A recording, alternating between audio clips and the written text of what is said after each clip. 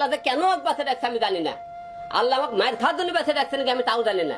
আমাকে বারবার কেন মারতেছে, কিন্তু আল্লাহ আমাকে মারে ফেলে দিচ্ছে নাকি আমি জানি না। খালি মার খাইতেছে, কিন্তু আল্লাহ আমাকে মারে না কেন?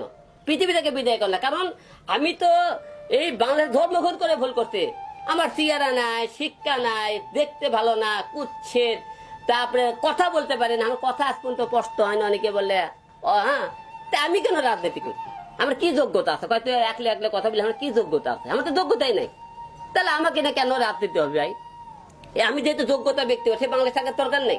আমি না খেতে মানুষক না দিয়ে আমি আমার মাকে যা খাওয়াবো, কারণ আমার মা মরে গেলে, আমি মরে গেলে আর মাকে খাওয়ার মূল্য নাই। তোর বাঁচানোর দরকার নাই। আমি আর মাকে বাঁচাবো এখন থেকে, আবার সোলকে বাঁচাবো, বউকে বাঁচাবো, কিন্তু তোদেরকে আর বাঁচাবো না। কারণ আমাকে তোরা ছয়রেছে দালাল পড়ছে। এখন তোরা এখন মনে করে এক হিরো আলম, এক হিরো আলম বাংলাদেশে রাজনীতি না করলে কেউ অন্য প্রতিবার কিছুই হবে না, কিছু হবে না।